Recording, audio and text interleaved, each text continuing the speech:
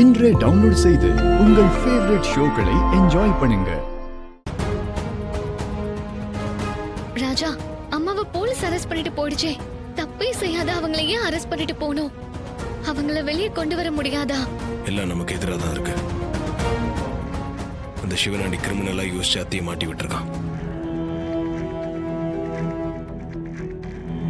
செத்து போனதா சொன்ன அந்த ஆளு உயிரோட இருக்கான்னு நிரூபிச்சாதான் அத்தையை வெளியே கொண்டு வர முடியும். ஈஸ்வரி கொஞ்சம் அதிகார துரணையில் இருப்பாளே தவிர அவ தப்பால எதுவும் செய்ய மாட்டாமாப்ல. அவளை போய் கொலகாரின்னு சொல்றாங்களே, அதான் என்னால தாங்கிக்க முடியல. அம்மாவை எலெக்ஷனுக்குள்ள வெளியில கொண்டு வந்தாகணும். இல்லனா அந்த சிவனாண்டி ஜெயிச்சு ஊரையே நாசமாக்கிடுவான். எல்லாமே ஒன்னாலதான்டா. எலெக்ஷன்ல நிக்கவே மாட்டேன்னு சொன்ன அக்காவை ஃபோர்ஸ் பண்ணி நிக்க வச்சு இப்ப போலீஸ் ஸ்டேஷன் வரைக்கும் கொண்டு போய் வச்சுட்ட. இப்ப உனக்கு திருப்தியா?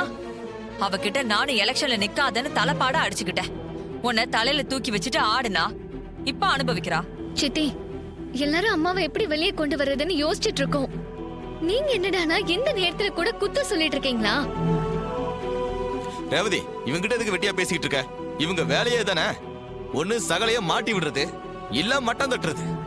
இதை தவிர வேற என்ன பண்ணிருக்காங்க இவங்க இது வரைக்கும்? ஏங்க விடுங்க, அவங்க எதனா பேசிட்டு போட்டோம்.